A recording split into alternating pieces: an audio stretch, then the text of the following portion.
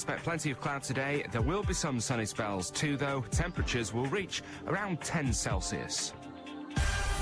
Allan Beswick with you on the phones.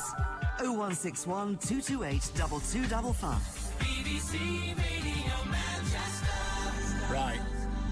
Now, first of all, I'd like to announce that I'm very, very tired because I was up from the early hours of the morning listening to, well, come on, listening to world events. But can I also say, look, he's not black.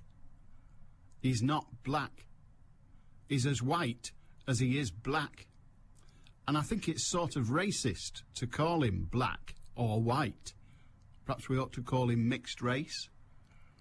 If a bloke was involved in a crime and he was described as black when he was mixed race, that description wouldn't help you find him. He's not black. What people are saying is, well, actually, he's not white. What they're really saying is, he's not one of us, he's one of them lot. He's one of them lot, he's one of that other lot. That's what they're saying. When the media says he's black, he's not. He's mixed race. Nothing wrong with being mixed race, any more than there's anything wrong with being white or being black or green or whatever else. But he's not black. He's mixed race. Nothing wrong with that. And he is the first mixed race president. Fine. That's almost interesting, isn't it? Almost interesting.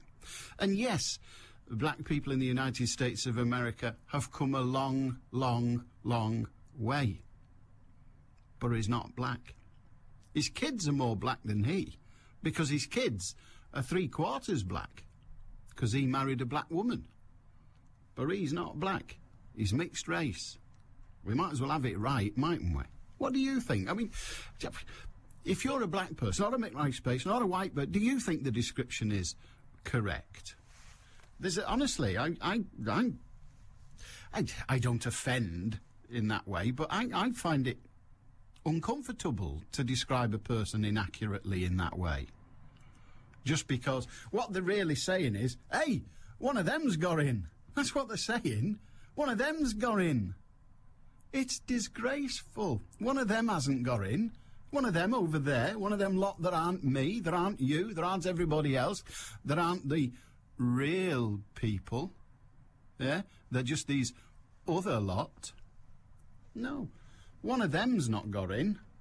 One of us has got in, us being the people of the world. I wish his colour, which is not the same as mine, God bless us and save us on the measure we're going on with, I'd be described as black. I'm full of freckles. Your Sunday Morning Lion with Mike Shaft. Something has definitely changed in the last 7 days. What is it? People are rediscovering their faith. In light of the credit crunch, people are realising that they lack spirituality and lack guidance in terms of faith. Mike Shaft. Do you need a bag, Father Michael? You go to the supermarket and they don't give you carrier bags. And it was a time that if you took a reusable bag, people would say, ooh, get you. As somebody who does an awful lot of shopping, every time I go, I buy a bag for life. So I don't know. Manchester's faith, spirit and life's difficult questions with Mike Shaft. Cheerful and jovial. Sunday morning from 7 on BBC Radio Manchester. Did you listen last night? Listen to any of it? Listen to it this morning? We had it on here. Oh, God, yes. Very exciting. Very, very exciting. The American elections are much more exciting than ours. The thing that I found utterly fascinating was that people were prepared to queue for 4 or 5 hours. Now, we're the masters of queuing. We're the British. We queue for everything. We even queue for operations. We are the British, but we won't queue to vote. Dear heaven, no. You turn up at the polling booth, one person in front of you, you're whinging. If there's 4 or 5, you go home and to hell with the government. I'm off. Exactly. For the Americans, they queue to vote. How would we get our democracy to be so...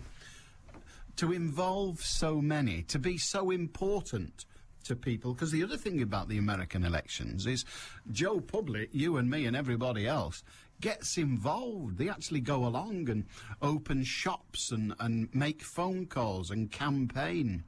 Over here, that's only done by members of parties, and the way members of parties are diminishing in number as we speak and have been doing for donkey's years, it's going to get to the stage eventually where there'll be no canvassing. But the Yanks, by heck, they really get involved in their politics. Surely that's a good thing. How would we get that here? Have to make it more interesting, perhaps. Anyway, if you have a view on that, or indeed on anything, you know the number, I'm sure. It's 0161 228 2255. We'll start in Salford with Eric. Hi, Eric. Good afternoon, Alan. Good afternoon, sir. Right, the Obama victory. Yeah. I listened to what you were saying on your introduction about his kids was three-quarter black because he's married a black woman. Well, and so on. three parts, yeah. Yeah, right. Well, fine. No, I ain't got a problem with that. But it got me thinking, you know, Alan. It's only a matter of time before the white man is finished. And when I say a matter of time, I don't mean in 10 years. You know, but eventually we'll all be virtually the same colour. I wouldn't like to put time on that, but you can see it coming. Well, I'd rather look at it a different way than that, but you're Okay. right. Well, the white man will be finished, and the black man will be finished, and the Yeah. yellow man will be finished, because we'll all be the same. Right, and I won't see it, unfortunately. All right. Right, but what a nice thought. A fantastic thought. A fantastic thought. I think we could do away with black and white people now. I'll give you an example, and it's a personal example. My wife doesn't recognise black, white, orange. She doesn't even see it. Yeah. She doesn't see it. She doesn't see colour in the person approaching her. She sees the human being. I'm afraid I do. I see the colour. Hopefully, I don't behave differently with one colour and another. I've no idea. Others would have to tell me that. But I do see it. I don't think my wife even sees it. I think it's an irrelevance, a complete and utter irrelevance to her. But there are more people like you and me that spot it than there are those that it just is immaterial to. But yes, we will all eventually. What's that song? What we need is a great big melting pot. Do you remember that? Yes, I do indeed. And maybe that's true. Maybe we will, at some point in the future, be a sort of olive-coloured. Which sounds all right to me. Yeah. Well, actually, Alan, in the late 70s, 80s, I was friends with some lads from Moss Side who was a reggae band who got quite a bit of airplay, didn't quite make it, and this band was called Harlem Spirit. Right, I don't know if you I think I've heard of them, which worries me. I don't know why it worried you. But anyway, there was a Chinese lad in that band, lads of West Indian origin, a white lad, and it was a very multicultural sort of band. And I knew him quite well, and unfortunately didn't quite make it. And one of the songs they recorded, they used to write their own material, was No Race Hate. Yeah. And one of the lines in it was, black and white will be lost without trace, everyone having a nice brown face. Yeah. Right. And how that came about, we was having a discussion on, of all things, reincarnation, and he was saying, when would you like to come back?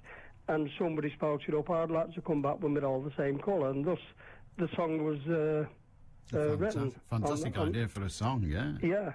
Unfortunately, if that would have been UB40 or something, it would have been a number one. But they weren't recognised, you know. But all I'm saying, Alan, is it's a great, great, great pity that I won't be around to see when everyone is the same colour. Well, it takes people like you to get us to the stage where we'll accept that. So you're part of the contribution, Eric. Good to talk to you, mate. Thank you, Alan. Have a good day. And 0161 228 2255. What's all the fuss about? He ain't black. Brian makes a point via email. He may not be black, but Osama, oh dear. Barack Obama. I think that's a hanging offence, isn't it? He may not be black, Barack Obama. But here we go. He may not be black, but everyone now struggles with a word which would describe his colour. Mixed race doesn't do it, says Brian. If a Chinese and English couple produced a child, it would be mixed race. But that description would in no way describe its colour. So the phrase is meaningless in terms of any description of a person's colour. Well, yes, it is, Brian. And if anyone can come up with a definition, I'd be happy to hear it, but I don't know what it is. We used to use all kinds of terms, none of which were particularly nice, but at least we knew what they meant. And now we say mixed race. I agree with you that there are flaws in that. Tommy in Altrincham, hiya. Hello, Alan. What have you got? Well, I'm probably one of the few that's not going to talk about the presidency today. You're as welcome as anyone else, Tommy. Go on, mate. Thank you. Yeah, it's just a generalisation, really, Alan. But at what point do you as a company, I don't know how to ask the question. At what point can you sue a company for unfair dismissal? Is it 6 months or 2 years or a year, generally? Do you know? I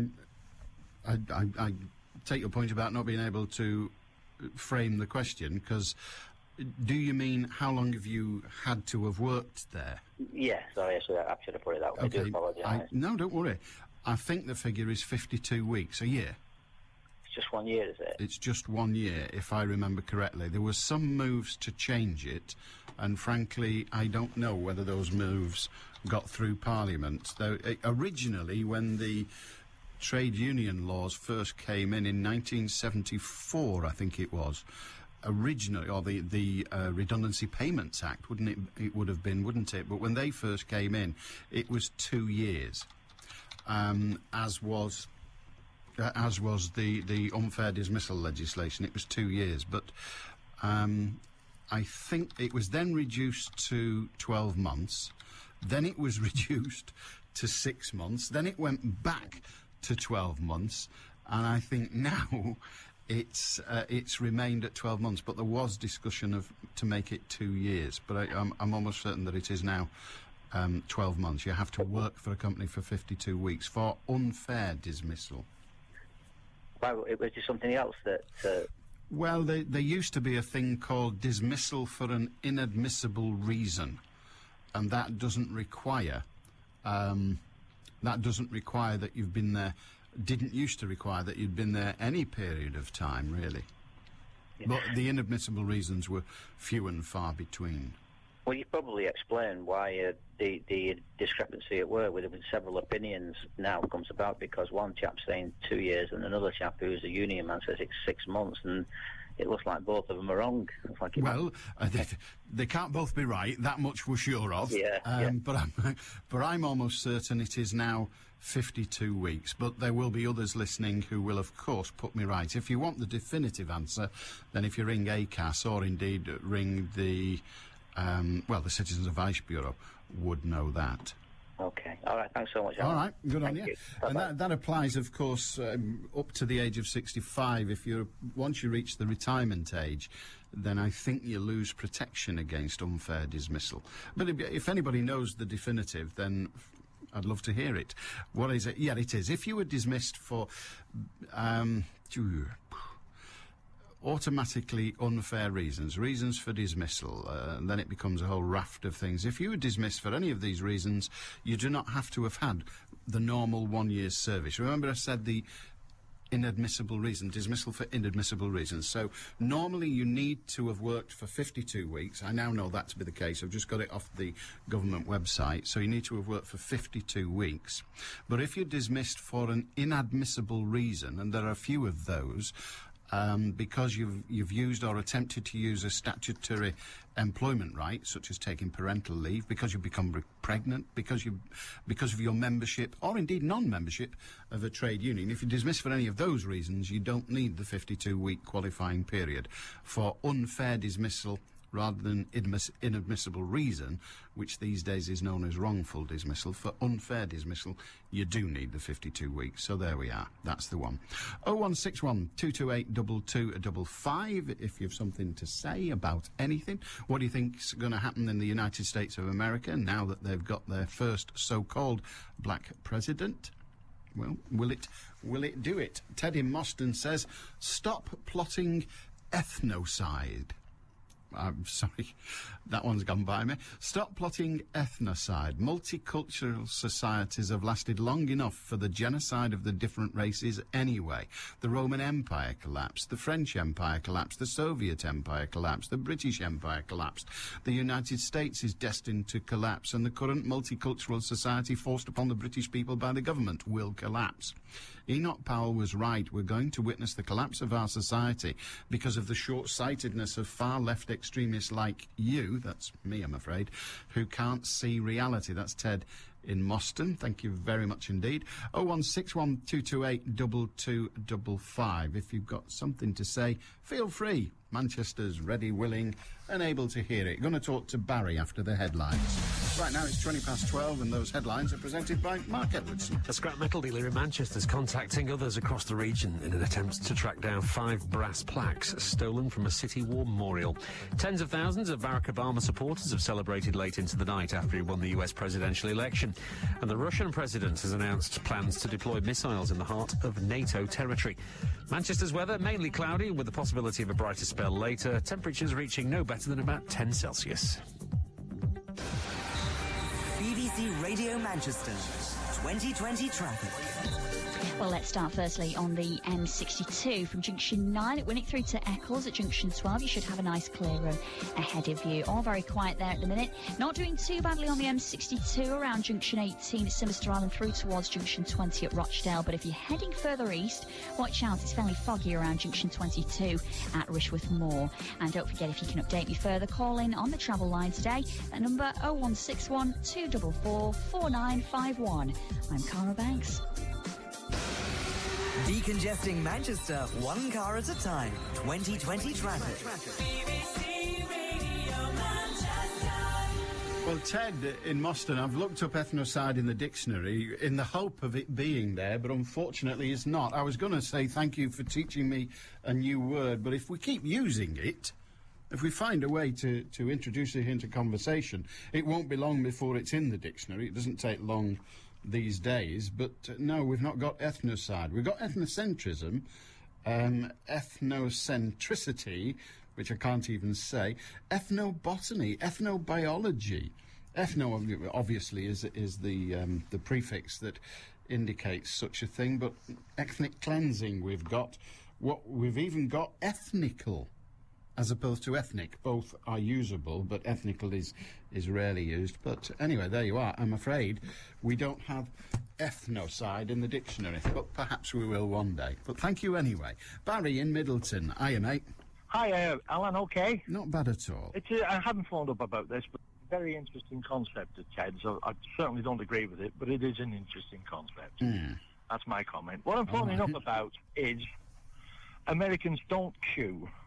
I don't know if you know that. Well, they don't generally. No, they don't queue, they stand in line. The word right, yes, queue, the word queue isn't in the American vocabulary. I will take that. I was defining it using our language. It's rather like they don't.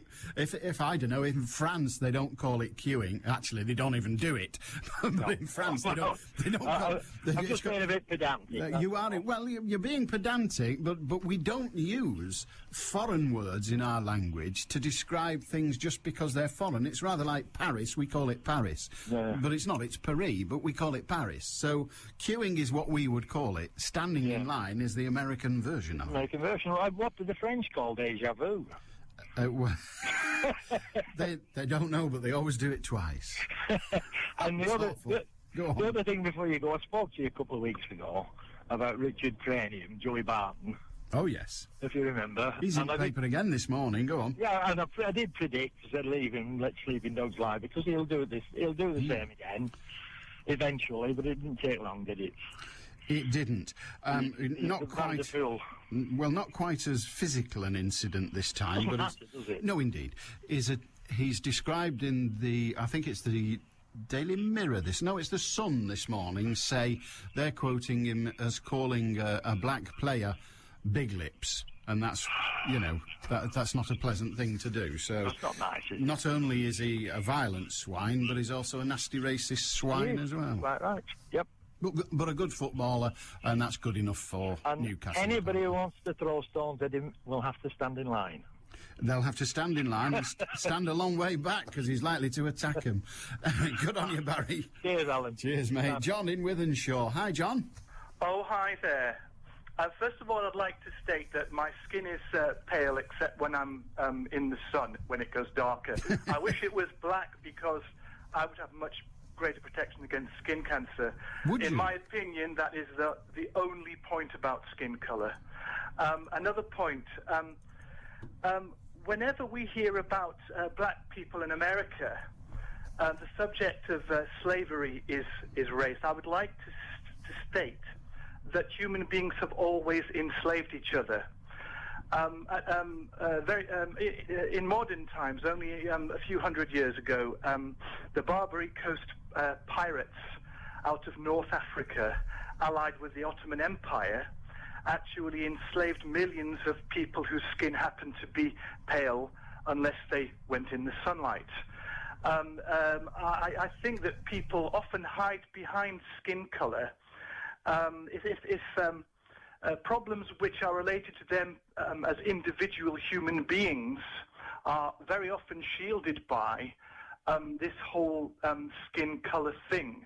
None of us need to have any negative character traits anymore. We can always say, for example, as was said to me when I was working as a security guard, I was patrolling a supermarket, and I was accused of being racist by somebody whose skin happened to be dark because I was keeping an eye on the whole shop and they happened to be in it.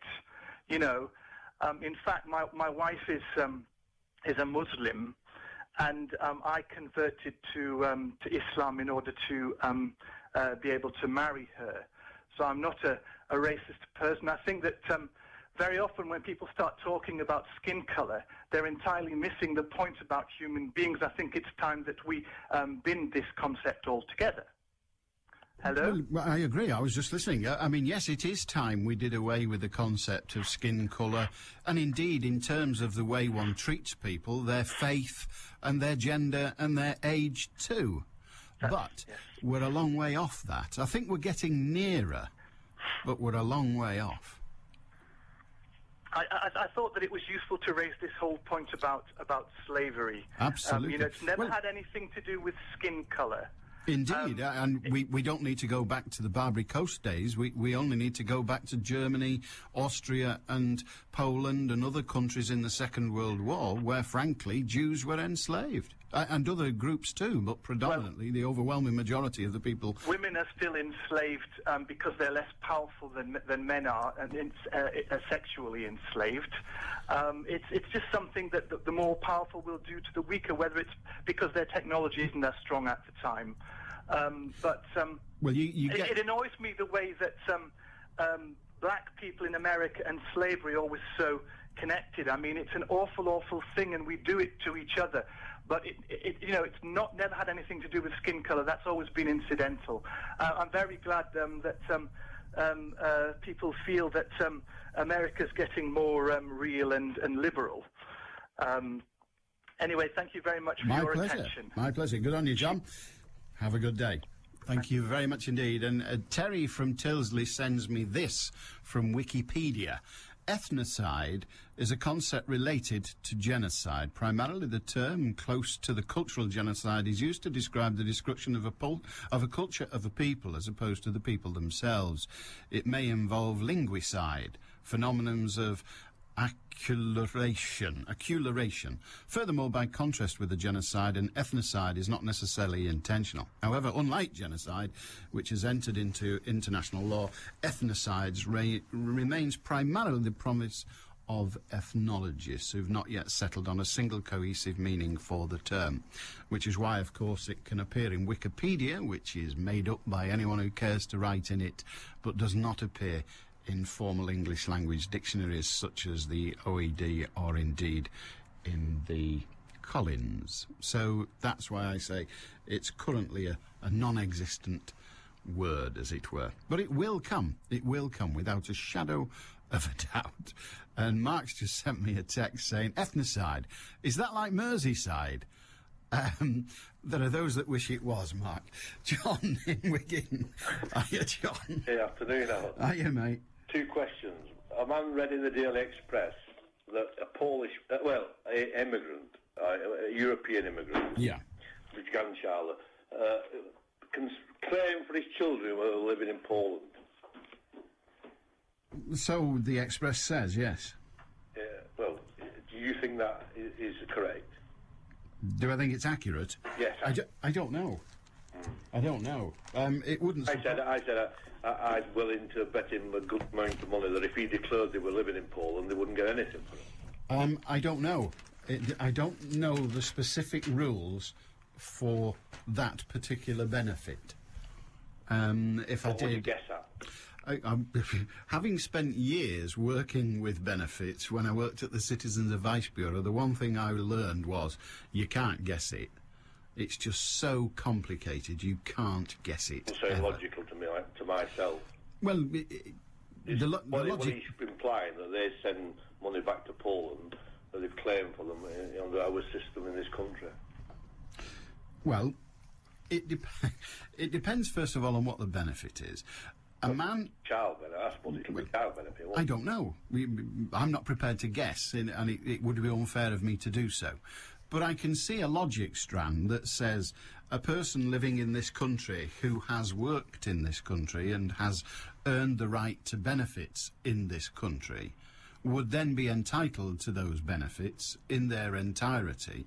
Now, if it is then the case that, for example, if a person living in the United Kingdom sends their child abroad to, I don't know, to live with relatives, or indeed...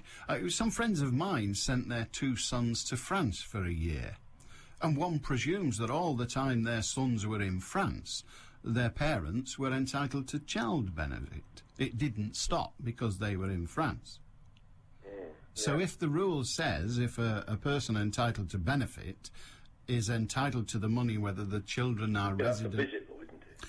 I don't know. That's what I'm saying. You're implying that they went to France, they didn't emigrate or move to France. Well, what is your definition of emigration? They were gone for a year. They were gone for a complete year.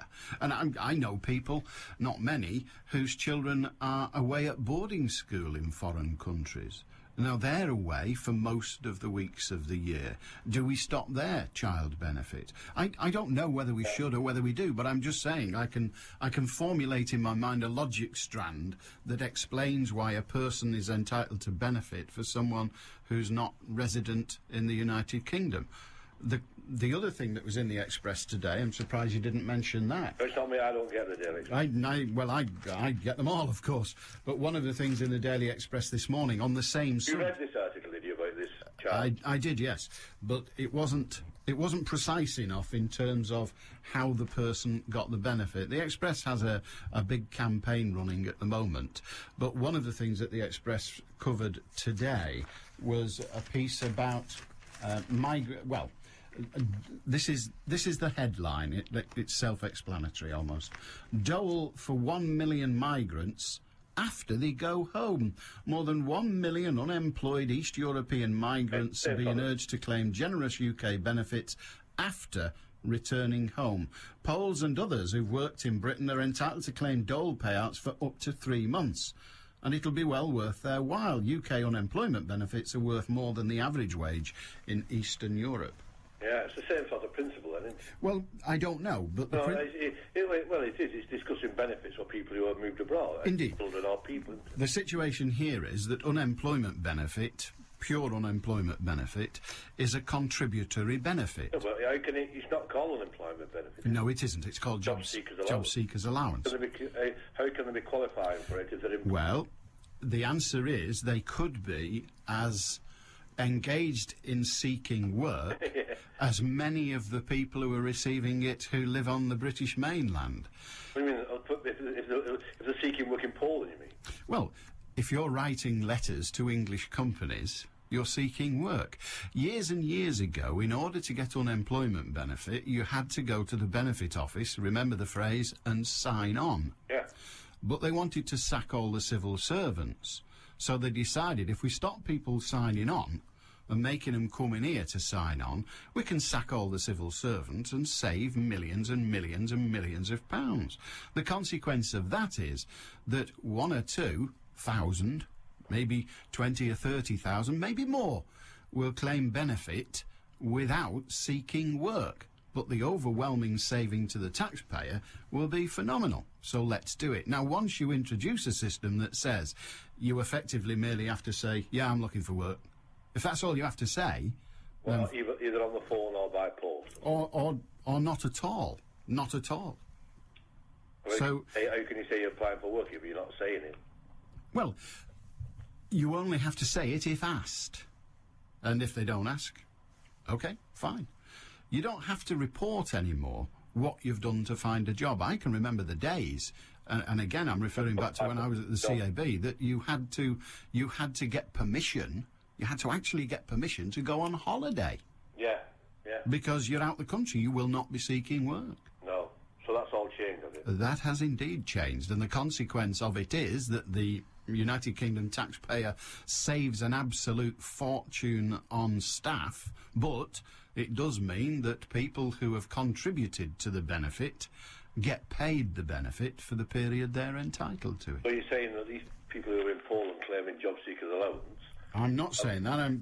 The Daily Express is saying that. Yeah, but what they're saying is because they've not been asked if they're looking for work, they still get the money. I'm saying I'm reading what the Daily Express is saying. I'm not making any judgments on it at all. What I'm saying is that the Daily Express claims that the people who have left these shores to go what we might call for them back home have earned the right to unemployment benefit. Job seekers allowance. Job seekers allowance, a benefit for the unemployed, but a contributory benefit. Yeah. And because they've earned the right to it, they get it. Yes. Right, the next question, Alan, please. Agency staff, what employment rules or redundancy, etc., or unfair dismissal, etc., how does that apply these days? Do you know? No.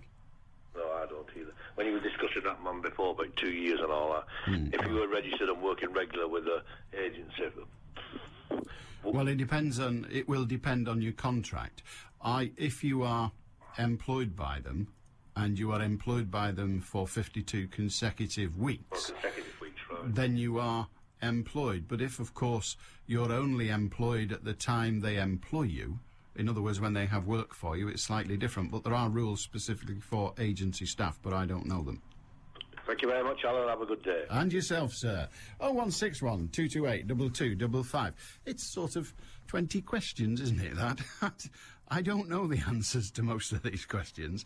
You have to sort of try and distill an answer from the things that you do know. But the Express are very agitated today, as I say. They say more than 1 million unemployed East European migrants are being urged to claim generous UK benefits after returning home. Polish Employment Office Vice Director Renata Saigen said, "Why should we pay? We work on the assumption that if someone's worked abroad, they should claim benefits there. That's why we're organising information meetings about how to seek benefits abroad." So this is an organisation in Poland equipping residents in Poland, Polish people who've returned home, equipping them with the wherewithal to claim benefits based on their contributions to the UK taxpayer or the UK exchequer when they were in the country.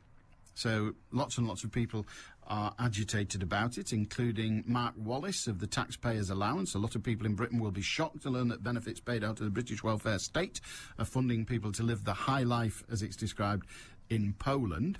UKIP leader Nigel Farage said, "This just goes to show that we cannot have political union with a country like Poland. It's outrageous that at a time when hard-pressed Britons are facing the misery of house repossessions and losing their jobs, they are also subsidising a life of luxury in Poland." Clearly what they need to do, those people who are losing their jobs, is to sell their house and go and live in Poland, where it is considerably cheaper to live, and they'll be welcomed, I'm sure, with open arms. 0161 228 2255. How say you? The Stop the War Coalition is delighted that Barack Obama has won the US presidential elections. His election as a result of the rejection of war and racism on the part of millions of Americans. Yeah, I should dream on if I were you. Stop the War Coalition. Dream on massively. The rejection of the war? not a prayer. Dear Alan, here we go again, this old chestnut. There are many, many thousands of people living in Spain, France, Australia, etc., receiving heating allowance, child benefit, disability allowance at L because they qualified for them before they left the UK. These benefits and others are transferable, provided you qualified for them before you left the UK. Thank you, Talis. So there you are. He or she seems to know the benefit system and says that is the way it has gone. I heard Diane Oxbury this morning around 6:15 describe Barack Obama as the first African-American to be elected president. Yet when terrorists are arrested, they're just described by BBC Radio Manchester as British. And we have to search other media to find they're of Pakistani origin. Using Mick Oxbury's logic, shouldn't these terrorists and terror suspects be described on your news as British Pakistanis? Henry, no, they should not. And the reason is that the Americans do categorise the people in their country into ethnic origin groups, like Jewish American, Polish American. I'm not sure of any English Americans, but I bet there's some. Irish American. We don't do that. We don't do that. As a nation, we don't do that. Maybe we should. That's a matter for debate. But we don't. And until we do, we'll continue to describe people in the way that conveys the information that is required. That sounds simple to me. 0161 228 2255. Just gone 20 to 1 on BBC Radio Manchester. News headlines. Mark Edwards. The Prime Minister, Gordon Brown, says Barack Obama's election as US President has written a new chapter in history. Russia has welcomed Mr. Obama's election with the announcement that it's going to install missiles in the heart of NATO. And 5 primary care trusts in your area are getting a share of £3 million to help tackle alcohol misuse. Manchester's weather, mainly cloudy, some chance of sunshine and a high of 10 Celsius. BBC Radio Manchester, 2020 traffic. Well, again, not doing too badly on the motorways at the moment. All seems fairly quiet on the M60, the M56, the 67 and the M62 over the Pennines. Just a word of warning, though, it's still fairly murky around Junction 22. Thick fog in places, so please do take care if that's the route you're using this afternoon. Not doing too badly on public transport. If you know different, though, call in. The number to dial is 0161 244 4951. I'm Carla Banks. BBC Radio Manchester, Sports with Dennis Lloyd. Good afternoon. Manchester City captain Richard Dunn is a doubt for tomorrow's UEFA Cup match against FC Twente. The defender has fluid on his knee following the defeat by Bolton on Sunday, and his fitness will be monitored in the lead-up to the game. Here's manager Mark Hughes. He's hyperextended his knee, so we're going to check him today. He had a little bit of fluid behind the knee yesterday, so that will need to shift before he comes into contention. So at the moment he's a little bit of a doubt. Benjani, Darius Vassell and Michael Ball could all come into contention after recovering from injuries. City have also confirmed that winger Martin Petrov is to undergo knee surgery next week and could be out for up to 4 months. Petrov failed to respond to intensive muscle building treatment and will now see a specialist. Manchester United manager Alex Ferguson says he's concerned that his side haven't been converting their chances to score in recent weeks. United go to Celtic tonight in the group stages of the Champions League, with Ferguson saying they had the same problem when they lost to Celtic 2 seasons ago. Well, of course it concerns you. We faced that experience 2 years ago here at Celtic Park. We had a good performance, but we forgot that the one essential part of a game of football is you're supposed to score goals. We forgot that night. The Stoke manager Tony Pulis has hit back at Arsene Wenger's comments yesterday that some of his players deliberately went out to hurt Arsenal's players during their recent 2-1 Premier League win. Pulis says it's not true. Arsenal host Fenerbahce in the Champions League tonight. Stockport are waiting to find out from Wolves whether Stephen Gleeson can play in Saturday's FA Cup tie at Yeovil. The midfielder is on loan from the Midlands club and they may not want him to become cup-tied. Bury manager Alan Knill believes his side missed a good opportunity to progress in the Johnson's Paint Trophy last night. The Shakers failed to make the most of possession and lost by 1-0 at League Two leaders Darlington at the quarter-final stage. But Knill thought they had more chances to score. Bottom line is they put theirs in the back of the net when they had their chance and we didn't. And ultimately, they're through and we're not. So I have to say I'm bitterly disappointed. I thought it was a good opportunity for us to go through. Disappointed as well. We had quite a good following here tonight, and I think we all thought it was a good opportunity for us tonight. Wigan winger Pat Richards was the hero for Ireland as they beat Samoa by 34 points to 16 to progress to the knockout stages of the Rugby League World Cup. Richards scored a hat-trick of tries and kicked 10 points. Ireland coach Andy Kelly says this morning's result is about more than just a win. I think it's massively important for the game in Ireland. There's so many good people over there working without recognition, and the big stage is something that they crave, and I think the more we do in this competition, the more people will give the game in Ireland credibility, and the people who, like I said, the volunteers who work hard to keep it going week in, week out, will be given some kudos for the work that they've done. Ireland will now face Fiji on Monday for a place in the semi-finals, despite Scotland beating Fiji by 18 points to 16 this morning. England will rest St Helens trio James Graham, James Roby and Adi Gardner for their final pool match against New Zealand on Saturday, with England expected to meet the Kiwis again in the semi-final a week later. Coach Tony Smith has taken the opportunity to rotate his squad. Lee Smith returns from a foot injury. And Andy Murray has been given a challenging draw in the season-ending Masters Cup, which starts in Shanghai this weekend. The world number 4 is grouped with US Open champion Roger Federer, Andy Roddick and the man who replaced the fatigued Rafael Nadal, Gilles Simon. John Thompson, he knows what he means. Do you watch the dancing? Craig Revel Hall is just everything's D-U-double-L, isn't it? Then there's Arlene, he's got the awful gracie voice. Then there's Len, well, you know, he reminds me of a young man.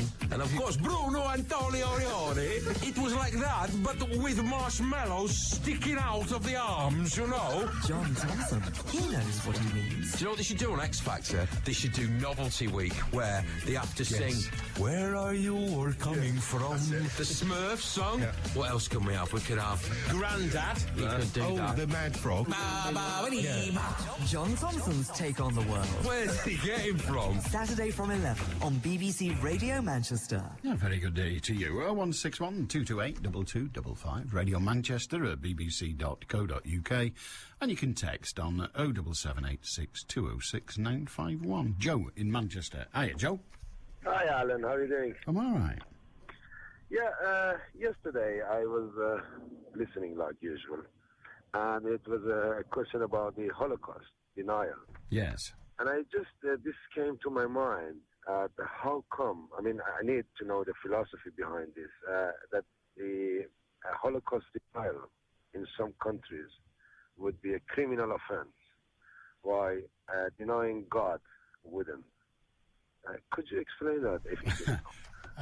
My simple explanation would be that we can prove the Holocaust exists. We can't prove God exists. Okay. And the millions of people's feelings when some people come and deny God, obviously and clearly, on the TVs or radios or on newspapers, would not be considered in that case then.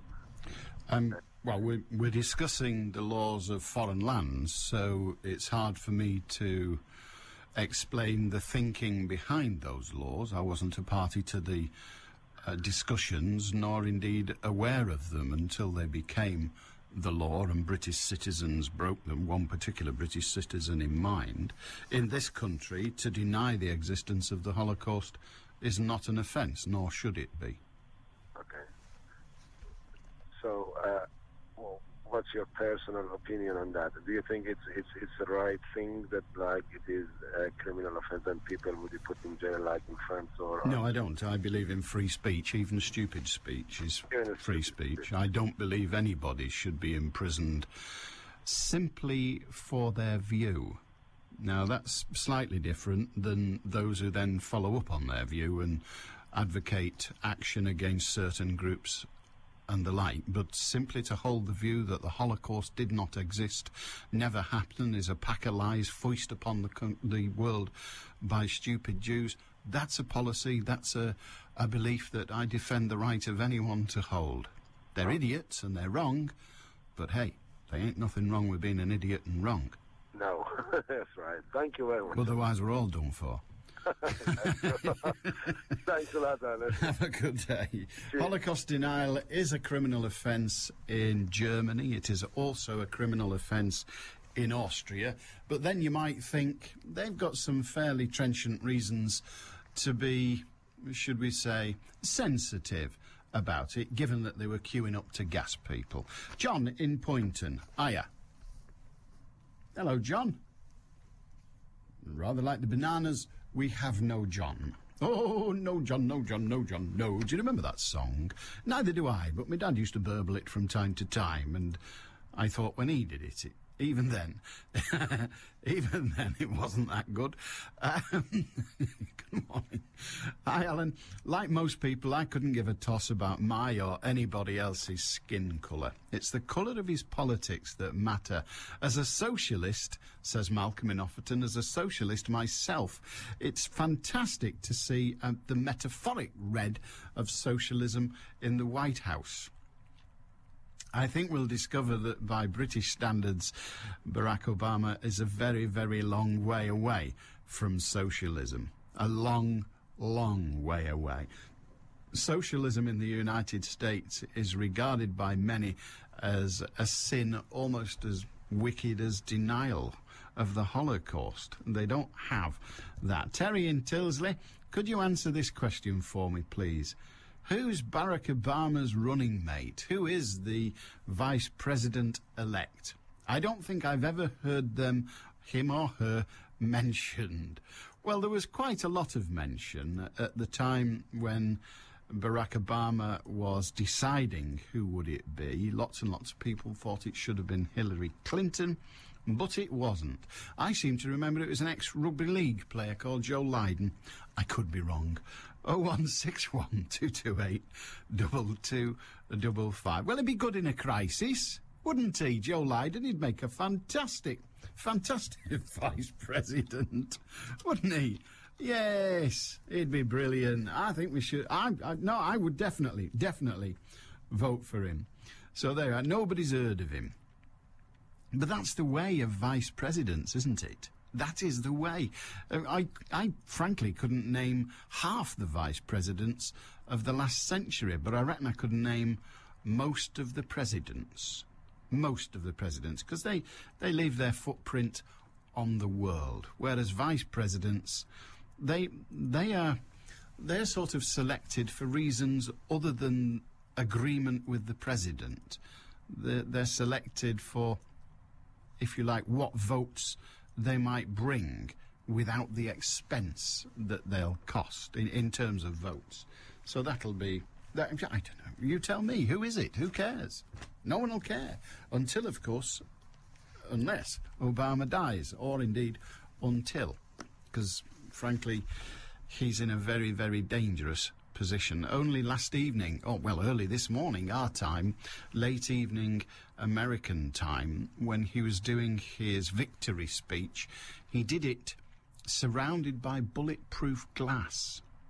The President of the United States, or the President-elect of the United States, in fact, still Senator Barack Obama, but when he was doing his speech, he was doing it from a bulletproof box. What sort of a nation is that? Well, I'll tell you what sort. It is the nation of the Wild West. Congestion charge has reared its head at Prime Minister's question times today. The Liberal Democrat MP for Manchester Withington, John Leach, has asked a question in the House of the Prime Minister. The question goes something like, the government is threatening to withdraw a chunk of £1.5 billion, which has been promised for better transport services in the city. During Prime Minister's questions, the Liberal Democrat MP for Manchester Withington, John Leach, said it's not right that local people will have to wave this money goodbye if they vote against plans for the congestion charge. And you'll remember we got that out of Ruth Kelly when she was still important. Oh, I'm sure to many people she still is, but when she was still the minister, the relevant minister, and we spoke to her at the Labour Party conference, she made it, well, she wouldn't, as politicians often will not, she wouldn't specifically say that if Manchester votes against the TIF proposals, that they will not get, or might, she wouldn't even say they might not get, the $1.5 billion that would be coming if they voted yes. And I asked her specifically, I said, well, does that mean, because she said, well, that once the yes vote is, assuming it is, once the yes vote comes in, Manchester will then apply for the $3 billion, 1.5 up front, 1.5 on a loan, congestion charge to pay for it. Manchester will have to apply. And I said, well, if they have to apply, that means it's not automatic, so that means that they might not get it. I couldn't quite get her to put those words into her mouth, but we got fairly close. And it is a reality, and John Leach is aware of this, and John Leach is asking in the House, or has already asked in the House, stated in the House, that it is not fair, it is unacceptable that the £1.5 billion earmarked for public transport improvements in Manchester will not come if, or might not come, if Manchester votes against the TIF proposals. Well, we shall see what actually happens, of course. 0161 228 2255, but it is nice to know that the issue is still uppermost in the minds of our politicians, as indeed it will be. Now that the American elections are out of the way, we can perhaps concentrate on our own electoral opportunities with the referendum. Pauline Shaw says, I wonder what the Indians think. White man speaks with forked tongue. But what now? What does black man speak with? Pauline Shaw, thank you for that. I wish the new president well, says Brian, but when I saw the images of the crowds cheering and celebrating his election, I couldn't help recalling the jubilation which greeted the election of Tony Blair in 1997. Fast forward a few years, and there were huge demonstrations on the streets against him and his policies, and constant calls for him to resign. Popularity can be very short-lived. I don't know what history will say of Tony Blair.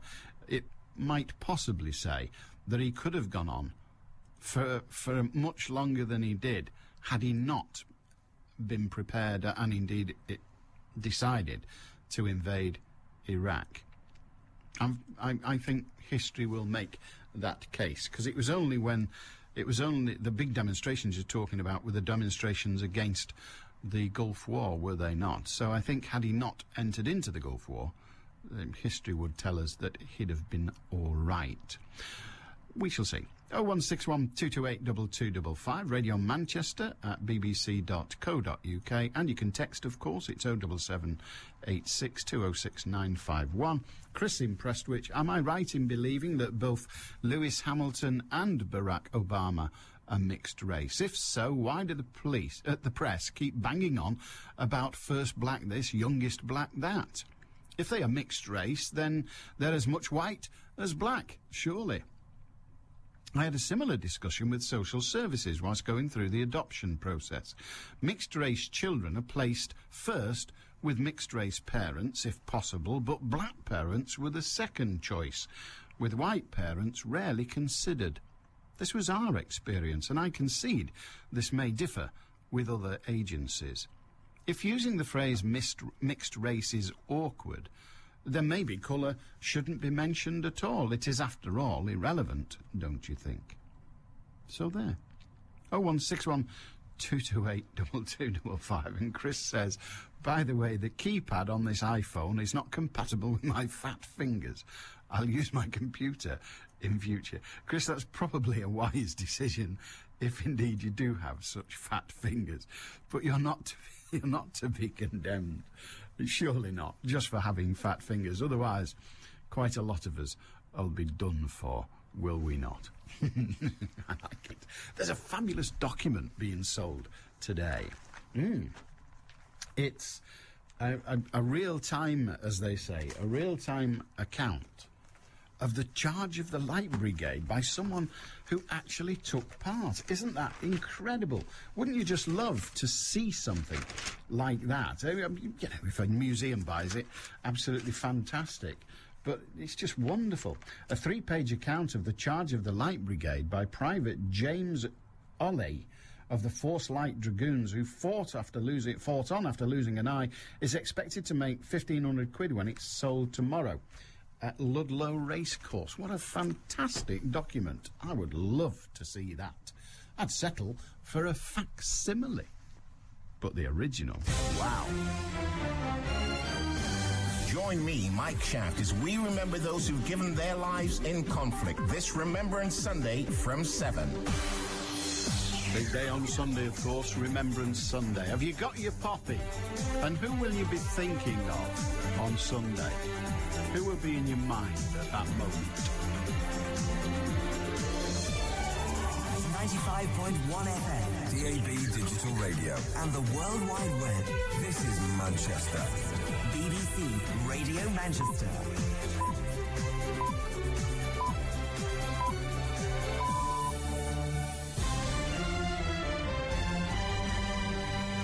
At 1 o'clock, can Barack Obama afford to keep his promises? And a Manchester MP says your public transport should be improved with government cash regardless of the forthcoming referendum. Dunn could miss City's UEFA Cup tie with 20. Well, this afternoon looks pretty grey. There's an awful lot of cloud around, maybe the odd light shower and maybe some occasional brightness. Top temperatures 10 Celsius.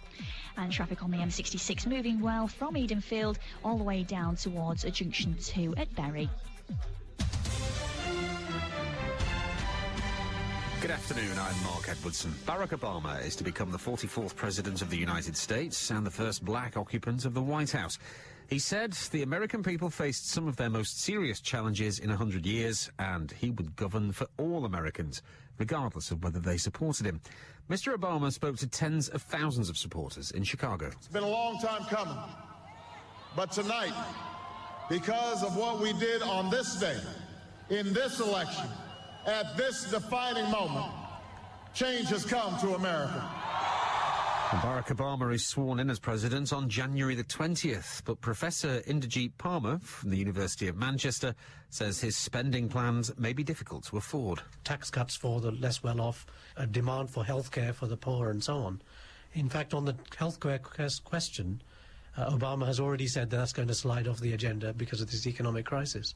So already we are seeing that under the emergency conditions under which America is now living, that things are going to backslide. And it looks like Obama's first problem might be a new Cold War. Russia says it's going to deploy short-range missiles to counter Washington's proposed missile shield in Central Europe. President Medvedev said the announcements in his first State of the Nation address since taking office.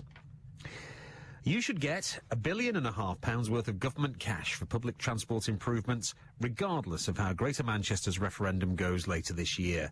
That's the view of John Leach, the Lib Dem MP for Withington. He says the money should not be conditional on the outcome of the vote.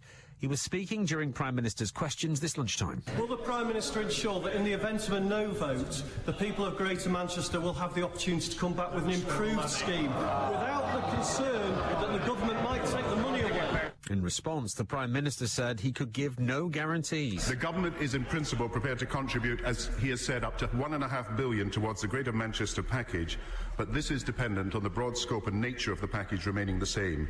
If Greater Manchester were to come back with a revised proposition, we'd need to assess it on its merits. Tension has heightened in the Gaza Strip, with Palestinian militants firing more than 20 rockets into southern Israel. There's no word yet on casualties. The attack came hours after Israeli forces killed 6 Palestinians yesterday. A scrap metal dealer in Manchester is contacting others across the region in an attempt to track down 5 brass plaques stolen from a City War memorial. The plaques, which would cost £30,000 to replace, were stolen from Phillips Park in East Manchester just days before Remembrance Sunday. Ancoats-based John Howarth says the thieves would struggle to get £200 a plaque from a scrap dealer. I just think it's an horrendous crime, really, against people who've served the country. You know, what I'm going to do today is we send a price list out to the trade, to probably 90% of the metal merchants in the northwest. So we'll put some kind of a reference on that price list to ask them to look out for these brass plaques. The brewers Carlsberg say it'll close its brewery in Leeds with the loss of 170 jobs. It produces Carlsberg Lager and Tetley Bitter, and it'll close in 3 years. Falling sales are blamed. And the house builder Redrow made a loss of nearly £194 million last year. The company says reservations for new homes plunged 45%, and the outlook for next year is very weak. BBC Radio Manchester Sports with Dennis Lloyd.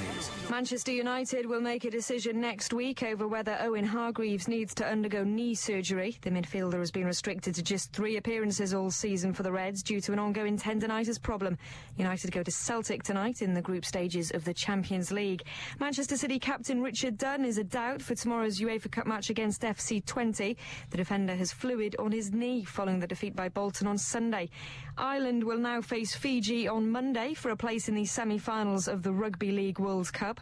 Wigan winger Pat Richards scored a hat-trick of tries and kicked 10 points as Ireland beat Samoa by 34 points to 16. And Andy Murray has been given a challenging draw in the season-ending Masters Cup, which starts in Shanghai this weekend. The world number 4 is grouped with US Open champion Roger Federer, Andy Roddick and Gilles Simon. BBC Radio Manchester satellite weather with Heather Stotts. Well, this afternoon, most of us are going to see a cloudy afternoon with grey skies. There's a bit of mist around here and there and a little bit of drizzle across the hills. Most places will end up dry but cloudy with just 1 or 2 bright intervals. Top temperatures today, 10 Celsius. Lunchtimes belong to Beswick. Allan Beswick. BBC Radio Manchester. A very good day to you. How are you? You all right? Good-o. Good-o. 0161 228 2255. Radio Manchester at bbc.co.uk. And the text number 077 86 206 951. It's easy, isn't it? The Mirror have got a campaign going to ban the F word from telly. Yeah, they don't mention radio, which is where all the trouble began, but to ban the F word from telly. That'd be a shame, wouldn't it? I mean, I don't like it, but it'd be a shame.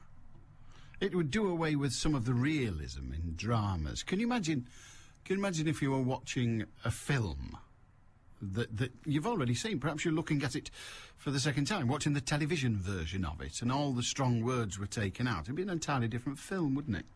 So you can't ban it. It may be used too liberally presently, but banning it's balmy, isn't it? Alan in Bury. Hiya, Alan. Hello, Alan, you okay? I'm all right. Good. Just on Remembrance Sunday, I always think about 2 things on Remembrance Sunday. One, the current conflicts we've got in the world today, and the lads out there fighting now, and the people who died representing the country. And the other is, back to the Second World War, my grandfather. My grandfather's still alive. And he's 92, and we just lost my grandmother. And I think talking to my grandfather in the last couple of years, he's opened up a lot to me, rather than my father, about the things that went on. He was in the Navy. And I just think that on Remembrance Sunday, remembering people that are still alive, what did fight for the country, as well as the people that actually died, and getting people to actually talk to all the people and the grandparents and the great-grandparents, and understanding, because they're not going to be here forever, and understanding something what, you know, it's going to pass from living memory in the next 10, 15 years, and understand what sacrifices it meant during the Second World War, and what they went through, the hardships, and losing friends and family and people. But also think about them on Remembrance Sunday as well. You know, I don't know what your thoughts are on that. Or... I don't have any thoughts on what you think of on Remembrance Sunday. How important do you think Remembrance Sunday, or Armistice as we used to call it, Armistice Day, and then Remembrance Day, and then we found it all too inconvenient and moved it to Sunday because a million dead. It's nothing like as important as a day's work, is it? So they moved it to a Sunday. But what do you think of the importance of it? I think it is important to think of... I know I've spoken to you before on the programme about people take the King's Shilling and it's their choice. To some respect, in the Second World War, it wasn't. They were conscripted, etc., etc. But I think its value in society today, it should be made more of, that people are actually out there doing things for the country. Why should it be made more of? Because the whole respect thing in the country. I mean, I'm 34 now, and I've had a pretty good upbringing, and I respect my elders, and I use please and thank yous and things like that. I think it's a part of society just to say, hang on a minute, stop. This has happened. This is happening now, and there are people that are laying down their lives for the country. be it right or be it wrong, or, you know, whichever your point of view is. But there are people doing this day in, day out. And it should be brought to the fore that this is what the sacrifice has been made in the past. This is what's happening now. And if you're a Ruddy or a Scally or whatever you are, just have a minute and think, why can you be a Scally and why can you be a Hoodie? This is why. And I think that's, you know, we should take away that. OK, just for discourse purposes, how about the thought that if it wasn't for all these young people who want to get their kicks representing their country in the death trade, the politicians would have to find another way of sorting out their mess? True, but again, it goes back to there'll always be war, there'll always be conflict, and it'll always be sorted out around the table when them 20 million people are dead, because that's the way it is, and it'll never change because people are like that. It's human nature. If you can be obnoxious and have a point of view, and you take that point of view and you're willing to fight for it, well, what can you do if somebody's not going to change? It's like me saying to you, go and watch Wigan. You're never going to do it. You know, I don't think we'd come to blows over it, but we'd have a stern argument, and you know. You have me mistaken. I went with my mate Dave Ockley, who's now dead, but not as a result of watching Wigan, although we didn't feel well after, but we went to watch them play Leeds. So I would, but you see, I like the game. I'm not committed to the boundaries in the same way. Well, I do think that it has a place in society, not for the triumphant, glorioustic thing of war and all that, but actually to think, hang on a minute, somebody's actually done something here, which is, you know, they paid the ultimate sacrifice. And going back to, like, the older people, people should respect what the older generation have done, be it right or be it wrong. And perhaps we could learn from people, you know, we don't seem to be doing, but, you know, maybe sometime we could learn off the older generation and take a few hints out of the book and try and move things forward where, you know, I mean, the thing really incensed me about the Phillips Park cemetery thing with the plaques.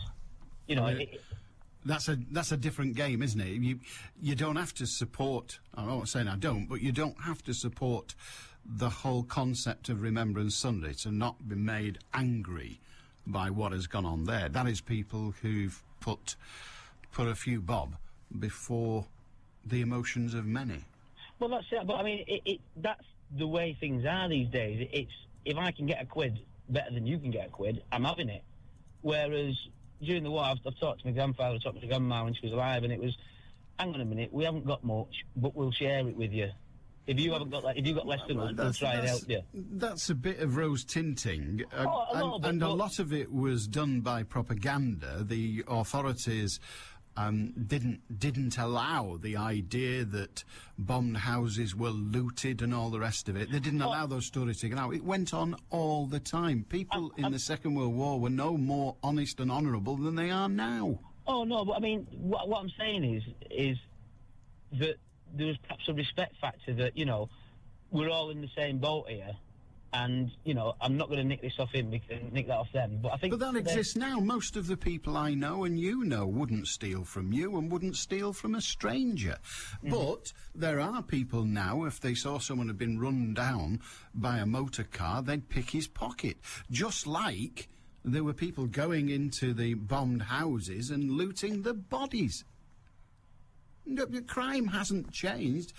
Filth has been with us forever. But it's...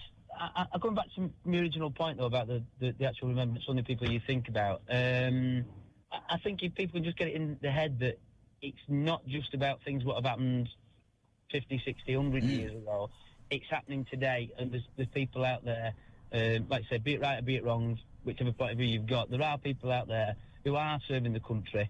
They are getting paid for serving the country because that's what they do, professional soldiers, etc., etc. But they are doing something which some people think is worthwhile, some people don't. But they are there, and they're putting their lives at risk every day. So I think we should think about them as well as everybody else. All right, thank you very much. 0161228 2285. Do feel free. Paul in Bolton, presumably on the story this morning that Carlsberg are talking about closing a brewery and making a number of people redundant, says if Carlsberg weren't heartless, money-grabbing swines, they'd probably be the best in the world. I like that. I ought not to, but I do.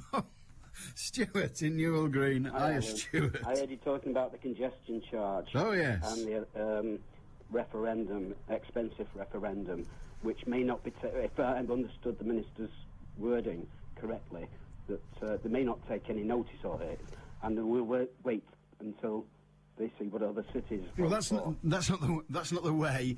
That's not quite correct. What will happen if the vote goes yes? So if the people vote in the TIF referendum, yes, in the yes/no interlude, if they say yes, that gives authority to the Greater Manchester Passenger Transport Authority to apply for the £3 billion investment, £1.5 billion of which is said to be upfront. It gives them the authority to apply. Now, there's no other group, there's no other local authority or any other transport authority in with a look at that, so it won't be a competitive tender, as it were.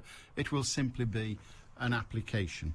Well, that was my understanding of it, so I may be well mistaken. Another thing, Alan, talking about the previous caller has touched on the question of the vandalism, the robbery at the memorial. Yeah. I had reason to go through Southern Cemetery recently, Mhm. and there is a remembrance garden. They are war graves. Yeah. And they're overgrown with moss. My understanding was that they'd be to be kept in pristine condition, and they are covered in moss. Really? It's not heavy moss, but it's moss. Mm. Still the same. So, I know this sounds awful, but I think that's fitting. yes, I see that to some extent, but others may not. Mm. Not You see, everyone will do it. we've made a rod for our own back after the First World War, haven't we? Yeah. The First World War, almost every village decided that, well, it was Lutyens, wasn't it, that was the sort of instigator of it. He was an officer, architect turned officer. Anyway, that's neither Well, here he nor was there. responsible for most of the cenotaph. Yeah, so he got all that going, both during and after the First World War. And these cenotaphs were created and the like. And now, of course, they're there for good. Yeah. And we will have the situation, because we keep adding to it with recent conflicts, as they say, we'll have what I suspect would be by many viewed as the ludicrous situation in 400 years' time, when people are remembering the First World War, assuming we haven't had the third one and they're all dead. Yeah, they're all dead. Yeah, well, quite. You know, I mean, I mentioned earlier that the charge of the Light Brigade, there's a document for sale tomorrow at auction relating to the charge of the Light Brigade, but we don't have plaques and memorials to the men who died then. How long do we have to keep remembering these people for? Valid point, Alan, valid point. As I say, I had reason recently to go to Southern Cemetery, and I see a terrible waste of land. I have to walk through it to get to the crematorium. Yeah. And I see a terrible waste of land because many of the graves are forgotten. Yeah. Untended. I agree with you in part, Alan. All right. Well, if we ought to stop while we're so close. Yeah. The other point, Alan. Go on. We were talking about cloning mice that have been frozen. They were, yes. And the outside possibility of cloning woolly mammoths. Think of the congestion charge if those got out loose on the motorway. It'd be outrageous, wouldn't it? It would be outrageous, and you wouldn't argue with one with them big horns. I doubt it. Yeah, quite extraordinary. But equally, they might taste good. Well, you don't never know. I'll have to go, Alan. There's a big yellow van pulled up. Take me away. I think it might. Have a good day, Stuart. Cheers. It is a thought, isn't it? I mean, if we could clone from history, we could, providing we got the vegetarian ones, because we only really like the taste of vegetarians, don't we? I mean, you know, I mean, there's loads of them in Altrincham, because you've got a whole society of vegetarians there, but we tend to just like the taste of vegetarians. We don't eat crocodile. I mean, they're very good handbags and shoes, obviously, but we don't eat crocodiles, and we don't eat tigers. Again, nice rugs, but you don't really eat them much. I know there are parts of the world where they eat that sort of thing, but we're rather more fussy. So it's vegetarians we like. So if we cloned, how many would we need? We wouldn't need many, would we? A couple per town. Instead of having fields and fields and fields and fields of cows and things, we could put houses on those fields and then just have one quite big field. Maybe each town could have, we could call it a park. You could have one town, one in every town, a large park in which you would keep a couple, one of each gender, a couple, although you don't need genders because we can breed them from the test tube. That'll be fine. And you could have a couple of dinosaurs, a young, well, maybe 4, a young one, a tiny baby just out the test tube. So you could have a tiny baby one, and then you could have a slightly bigger one, and then you could have the third oldest, and then when they're fully grown, bump, bullet through the head, and dissect it, and everybody gets a free bit. You could have a distribution centre for dinosaur meat. We once had it, didn't we? We once had it for Class C beef when we gave all this rancid beef that the Europeans had to the old people. So we could, yeah, it's all be fine. It'll do. So, Alan, an interesting formation. What do you think? Well, I agree the basic shape's working fine. It's smooth down the flanks and pretty good up front, but the work at the back is unbelievably shoddy. Shocking. I wouldn't laugh. You're having your haircut next. Do something different and make a difference for BBC Children in Need. For your fundraising pack, call 0345 607 3333. A very good day to you. Yeah, our number, 01612. Well, that's our number as well, but my number, if you like, for 2 hours a day is 01612 228 2255. Right now, it's just gone 20 past 1, and we have the BBC Radio Manchester news headlines with Mairead O'Kane. Barack Obama is to become the 44th President of the United States and the first African-American occupant of the White House. You should get £1.5 billion worth of government cash for public transport improvements, regardless of how Greater Manchester's referendum goes. That's according to a Manchester MP. And tensions heightened in the Gaza Strip, with Palestinian militants firing more than 20 rockets into southern Israel. Manchester's weather, a cloudy afternoon, maybe the odd glimpse of the sun, highs of just 10 Celsius. BBC Radio Manchester, 2020 traffic. Heading through the city centre of Manchester at the moment. Watch out, one lane's closed off on the A6, that's A-Town Street, northbound at Auburn Street, the City Inn. And in Salford, Chapel Street westbound on the A6, again, various restrictions underway there today because of electricity work around Trinity Way. There's no right turn from Chapel Street onto Trinity Way by the City Point Apartments. There is instead a diversion that takes you off via Adelphi Street onto Silk Street, and then finally onto Blackfriars Road. Still fairly foggy on the Pennines around junction 22 of the M62, that's Rishworth Moor. And don't forget, if you can update me further, call in on 0161 244 4951. I'm Carl Banks. 2020 traffic means you get an update every 20 minutes through the day. BBC Radio Manchester.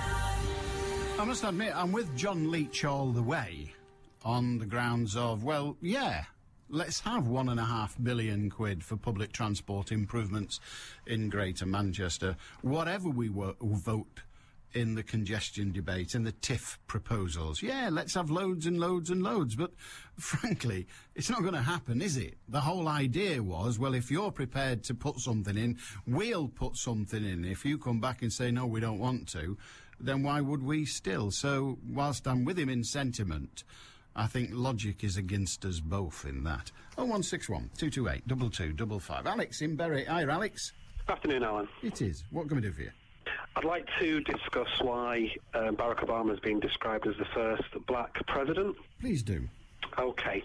I've been on this show before to discuss the process that is known as social identity, and how one either comes to have an identity, whether it be black, African American, what have you. I'd like to just put that into some kind of context. Go on. Okay, so I've been following the election very closely, and Barack Obama has self-determined that he is African American. Now, whilst he has a dual heritage, his mother is from Kansas and his dad is from Kenya, he defines himself as African American. But also, if you didn't know Barack Obama's antecedents, then I think most people would describe him as being black, as opposed to being white or mixed race or whatever. So you have to take that into consideration. The final thing you have to take into consideration is the social and historical context of being black in America. In America, until maybe, 40, 50 years ago, there was a rule or a law known as a one-drop rule, which meant that if you had one drop of black blood, you were considered black, even if your skin appearance was white or a paler shade of brown. So there were legal institutions and laws which defined people as being non-white or black in that case. So you have to take all those things into consideration. So at the end of the day, what I understand is that Barack Obama, as I said, whilst acknowledging that he does have European ancestry, he's come to the conclusion that he identifies best as African American, and if that's good enough for Barack Obama, that's good enough for me. But you see, there's a trap there that we fall into far too readily. The definition of colour is the white man's definition. Indeed it is. So once you start saying, and you quote the one-drop rule, and I'm aware of that one-drop rule, the same one applied in South Africa, as it did with the one drop of Jewish blood in Germany. Once you start accepting the oppressor's definition, you've already become the oppressor. And so to define, whatever he chooses to define himself as, to define him as black is to use, if I can quote Muhammad Ali, is to use the white fascist definition. Well, you also have to understand the politics of race and the sociology of race, and I'm not going to go into that here and now, but the term black in America and also in this country, it's a political term, really. It's really to define, and there are many definitions, but it's about talking about those things which that particular ethnic group or social group has in common, and that normally has a lot to do with the legacy of slavery in the British context, colonialism, but in America obviously that's about slavery and so on and so forth. So the term black, which was reclaimed by African Americans during the Civil Rights Movement, was seen as a word to be proud of, not something to be ashamed of. So I'm sure you're familiar with the arguments, and I said I won't go into them here and now. So it's about reclaiming an identity and taking pride in that identity. But what you also have to understand in America, again, you have what you know as a hyphenated identity. So you have African Americans, Italian Americans, Irish Americans, so on and so forth, which is about acknowledging that even though you may come from the four corners of the earth, you're an American first and foremost, but don't deny your cultural heritage. Well, the cultural heritage argument is a strong one, without a shadow of a doubt, and the idea that America recognises that it is a community, a country of immigration, and therefore acknowledges the antecedents of many of its peoples. Unfortunately, because it's not universal, I would argue it's suspect. As I said earlier, you do sometimes get Dutch Americans. You even occasionally get French Americans, although, as I've been learning from the John Adams series on television at the moment, there's a reason that didn't develop fully. But there is this sort of, well, there's Americans, and then there's these other lot. When in fact, if we're defining Americans by ethnicity, we ought to say there are the Americans, who of course are the indigenous population, and then there's all the English Americans and French Americans and all the rest of it. So again, yes, it acknowledges it's an immigrant country, but it acknowledges it in the words of the people that stole it. Indeed, but you have to, it's by no means perfect, but you have to start somewhere, and, as human beings, we categorise people, groups, objects to make sense of the world. So, I'm not that much totally into... Sorry, after you. Well, I'm not sure we do it to make sense of the world. I think we do it to distance ourselves from parts of the world. The first thing you do before you send people to war is demonize the people you're trying to kill. And you need the divisions to do that. And to argue that we must keep these divisions so that we can understand the world is to fail to understand the world. But I mean, what I understand about anthropology and ethnicity, I mean, at the end of the day, I think it's fatuous to talk about the terms race and separate racial groups. I think it's accepted to talk about ethnic groups, substrata of tribes, if you want to use that term, within particular groups, people with similar maybe features or languages or customs, and within America, I think you see that played out to the fore. I mean, the other thing you have to understand is, in America, and I'm sure you're aware of this, the idea of being an American, it's almost like a religion. It's almost as if, well, yeah, you may well come from different parts of the world, but once you're here, you're an American first. And people say, why do Americans wrap themselves around the flag? Because when I saw Obama give his acceptance speech, his victory speech yesterday, and even to a certain extent John McCain, they acknowledged that, okay, the election is over, but we must come together as Americans, not Republicans or Democrats or black or white. And you often hear that, which don't, I think, get so much in this country, because we have different histories. Sometimes not helpful to try and compare the UK and America's different social and cultural histories for that very reason. But you can learn some important lessons about why America is in the state it is, as you've been seeing on the show John Adams.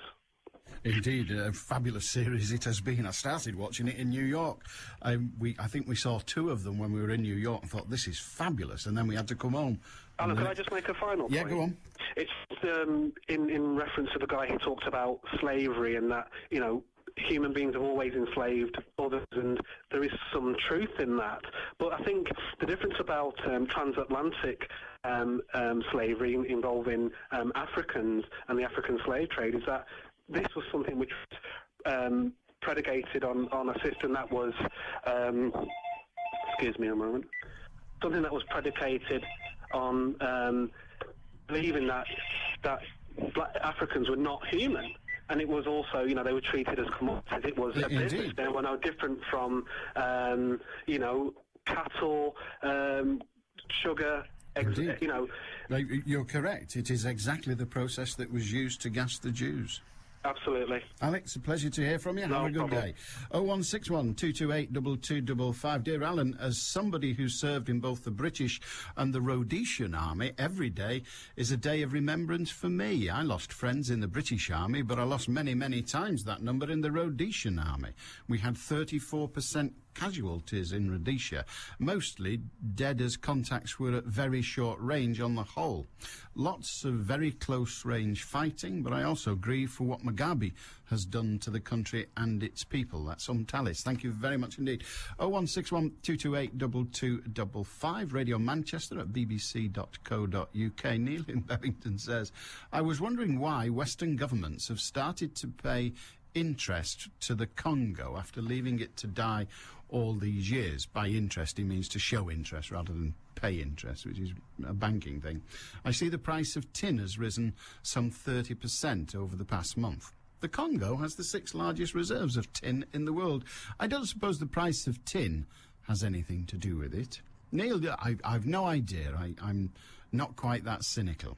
However, if the price of tin escalates further, I can see them reopening the mines in Cornwall. My gran had a set of volumes, says Keith. My gran had a set of volumes called The Royal Magazine. They were hardback annual compendiums of a monthly paperback from about 1900. She had 10 of these volumes. As a kid, I was allowed to study them, only under supervision. One of the articles was on the charge of the Light Brigade, called something like The Glorious 600. Our English teacher mentioned the charge in lessons, and I said I had the full story. Well, bring it in. Next English lesson, I had to stand in front of the class and read out the story. Fond memories of Mrs. Jacks, who gave me the love of the English and of history. Unfortunately, I only managed to salvage volume 1 of my gran's collection, which doesn't include that story. Well, we always like a tale with a sad ending. Thank you for that. And Michael sends me a copy of the one drop rule from Wikipedia, which, you know, Wikipedia has lots to offer, doesn't it? The one drop rule is a historical colloquial term in the United States that holds that a person with any trace of African ancestry is considered black, unless having an alternative non-white ancestry which he or she can claim, such as Native American, Asian, Arab or Australian Aboriginal. It developed most strongly out of a binary culture of long years of institutionalised slavery.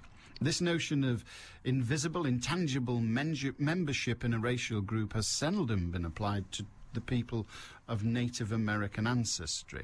The concept has been chiefly applied to those of black African ancestry. And Langston Hughes, I know not who that be, but never mind, he wrote, "You see, unfortunately, I'm not black. There are lots of different kinds of blood in our family, but here in the United States, the word Negro is used to mean anyone who has Negro blood at all in his veins. In Africa, the word is more pure. It means all Negro, therefore black." And Langston Hughes deduces from that, I am brown. Well, there are no black people. There's no such colour as black, is there? Really, in the end, there is no. It is black is the devoid of light. There is no colour black. It's not a colour. It's the lack of one. But that's just physics and pedantry, both of which I enjoy.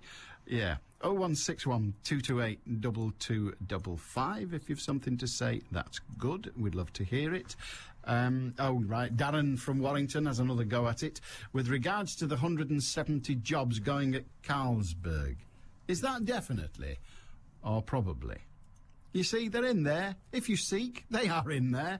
And Andy, just to be pedantic, we'll always have albinos. Somebody was talking about how the world in centuries to come will be populated by human beings who are, well, frankly, just a sort of olive colour. And he said, no, there will still be albinos, who are people, of course, who have no pigmentation in their system and therefore are absolutely white. And I can't remember now, isn't it red? The colour of their eyes are red. Not because their eyes are red, but because there is no colour to protect from the, or if you like, to distort the colour that one sees of the retina. But I could be totally wrong in that. And if I am, I know you well enough to know that you will correct me, because you enjoy it so much. And quite honestly, I enjoy it too. I do so like being corrected, but not by Wikipedia. We don't count Wikipedia. It's fun, it's interesting, but that's all it is. It's not real. It's just because anyone can change it. Chris asked a question that I have no idea the answer to. He says, why is diesel approximately 12 pence more per litre than unleaded petrol? Does anybody know that? Does it cost more to make? No? I have no idea, but there you are, a simple question, but one to which we do not have the answer. And somebody else, Chris, has sent me the... he says, well, she says, I think you've got an old dictionary. This is because my dictionary does not contain the word ethnocide, which was used by Ted earlier, and we all applaud him for that. No, mine is not an old dictionary. It is a formal dictionary. And yes, I read out the definition of ethnocide from Wikipedia, but even Wikipedia acknowledges that the word is not yet fully used by those outside of very, very specific occupations, and even those who are in it have not yet come to terms with what it means. All those sides about, can I add my own, says Terry. My wife says that if I turn to the right, she can see my fatty side. Oh, that's very good. No, it is. It is. It's on the edge of humour. Alan, what do I call myself? My mother-in-law was Welsh. My mother was Welsh. My father was English from Manchester. My grandmother was South American from New Orleans. By that I think you mean from the deep south of the United States. All white, I was born in East Manchester. Well, if they were all white, then you'd call yourself a white man if you wanted to pick a colour. But if, for example, your South American grandmother was actually from South America and was therefore Latino, as the Americans call it, on the one-drop rule, you'd have to be black. You'd have to be black, I'm afraid. Maybe that's something you would applaud, I've no idea. But your father was Welsh, and hang on, my mother was Welsh, my father was English. So I suppose you're half Welsh, half English, unless we go right the way back. It just gets complicated, doesn't it? I don't know, simply. And in the end, you call yourself what you like, don't you? The term that has been used to describe Obama in the US is mulatto. And I'm not sure about the grace of that term, says Neil in Bebington. I've not heard the term, but when you sent it to me, guess what I did? I grabbed my dictionary, because that's what I always do when I see a word I've not seen before. And it doesn't appear, certainly not in the spelling you offer, or indeed one offered with two L's. So it's not in there. My dictionary is coming. We have a mulata, which is a small cape attached to a stick, used by the matador during the final stages of a bullfight. But something in me says that's probably not what you're referring to. Does anybody know the definition of the word mulatto? To me, it sounds like a coffee with quite a lot of milk in it. But that's just me. Just gone 20 to 2 on BBC Radio Manchester. News headlines. Mairead O'Kane. Celebrations are continuing after Barack Obama won the US election for the Democrats. When he takes office in January, America will have its first black president. You should get £1.5 billion worth of government cash for public transport improvements, regardless of how Greater Manchester's referendum goes later this year. And £3 million is being split among 5 primary care trusts in our area to help tackle alcohol misuse, and 15 others across the country. Manchester PCT's one trust to get a share of the cash. That's roughly about £250,000. Manchester's weather, a cloudy afternoon, maybe the odd glimpse of sun, highs of just 10 Celsius. BBC Radio Manchester, 2020 traffic. Watch out for the restrictions on Albion Street on the outbound in the city centre of Manchester. It's closed off due to water maintenance work between Great Bridgewater Street and Whitwood Street West, with diversions signed locally for you to follow. And now to Little Hulton, and temporary traffic lights causing slight delays through the roadworks on Peel Lane between Madamswood Road and Quarry Pond Road. And if you're using Cheetham, if you're heading through Cheetham Hill, I should say, along Queen's Road, again, one lane's closed off between Eckford Street and Smedley Road whilst work takes place on the railway bridge. Don't forget, if you can update me further, then the number to call is 01612 244 4951. I'm Carla Banks. BBC Radio Manchester Sports with Joanne Smith. Good afternoon. Manchester City captain Richard Dunn is a doubt for tomorrow's UEFA Cup match against FC Twente. The defender is fluid on his knee following the defeat by Bolton on Sunday, and his fitness will be monitored in the lead-up to the match. Well, here's manager Mark Hughes. He's hyperextended his knee, so we're going to check him today. He had a little bit of fluid behind the knee yesterday, so that will need to shift before he comes into contention. So at the moment, he's a little bit of a doubt.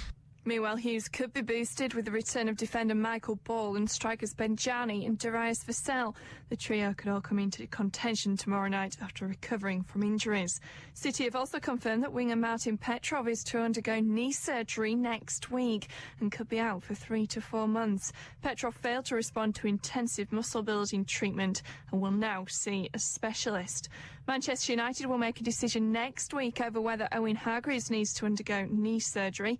The midfielder has been restricted to just 3 appearances all season for the Reds due to an ongoing tendinitis problem. Meanwhile, United have confirmed defender Wes Brown will be out for a couple of weeks with an ankle injury.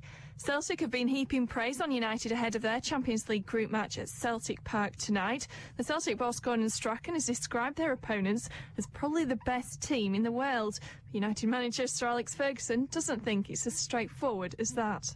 Last year I think we were the best team in Europe, but you could look at half a dozen teams and you could bracket them. We've only won in penalty kicks after all. We didn't beat Chelsea by a landslide, did we? It was a a big struggle. It was a big match. It was a hard match. So I don't think there's a lot between ourselves, Chelsea, Arsenal, Real Madrid, Barcelona. I don't think there's a lot between us in terms of abilities, and it's difficult to say that.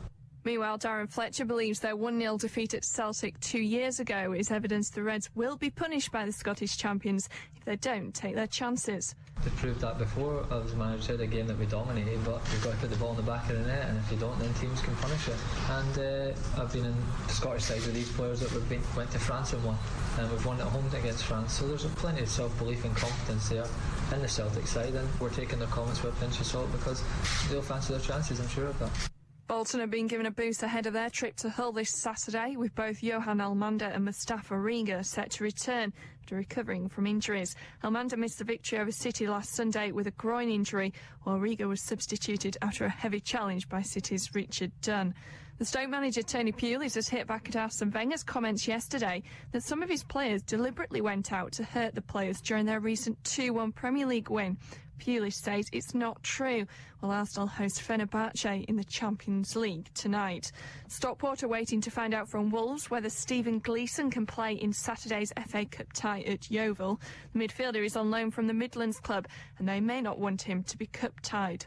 Wigan winger Pat Richards was the hero for Ireland as they beat Samoa by 34 points to 16 to progress to the knockout stages of the Rugby League World Cup.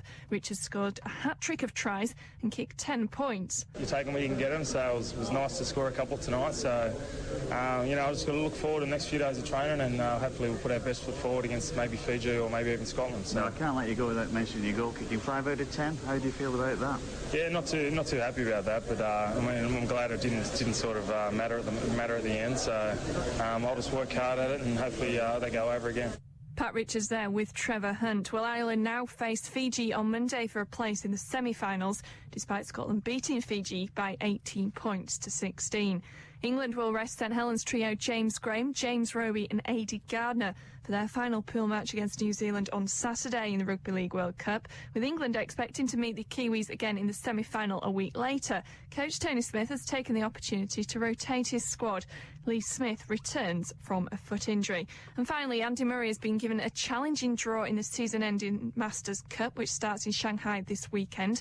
The world number 4 is grouped with US Open champion Roger Federer, Andy Roddick, and the man who replaced the fatigued Rafael Nadal, Gilles Simon. Mornings sound better with Eamon O'Neill and Diane Oxbury. Eamon and Diane. They bought you all presents. Ah, I love a present, me. It's a new range of women's underwear, which is causing an uproar. Every pair of knickers bought has stitched into it a GPS tracking system. Just so you can find your own ass. Eamon and Diane talking about what you're talking about. Yeah, the politics, I think people have given up. It's a longer process of disillusionment, and people now see that there's not as much they can do. So that's an interesting way of putting it. The station with Eamon and Diane for breakfast. Can we stop now? Back tomorrow morning from 6 at BBC Radio Manchester. A very good day to you. Mulatto. It's not a coffee at all. It's an American word, and it's not necessarily polite usage. Why do I say that? Well, because that's what Wikipedia is saying. They're not the authority of language, of course. But if you go to the Wikipedia website, which I've just done to look up the word, there are 3 things. The factual accuracy of this article is disputed. The relevance of particular information in or previously in this article or section is disputed. This article needs additional citations for verification. So there you are, but this is what it says. Mulatto is a term used to describe a person with one white parent and one black parent, or a person whose ancestry is a mixture of black and white, perceived as pejorative and demeaning in some cultures. Its current usage varies greatly. Now, the word seems to originate from, well, no, not originate, but seems to have been given some credence, perhaps, by an author, Lydia Maria Child. She introduced the what's described as the literary character, the tragic literary character that we call the tragic mulatto in 2 short stories, The Quadroons in 1842 and Slavery's Pleasant Homes in 1843. She portrayed this light-skinned woman as the offspring of a white slaveholder and his black female slave. There must have been a few of those about at the time. This mulatto's wife was tragic indeed. She was ignorant of both her mother's race and her own. She believed herself to be white and free. Her heart was pure, her manners impeccable, her language polished, and her face beautiful. Her father died, and her Negro blood was discovered, so she was remanded to slavery, deserted by her white lover, and died a victim of slavery and white male violence.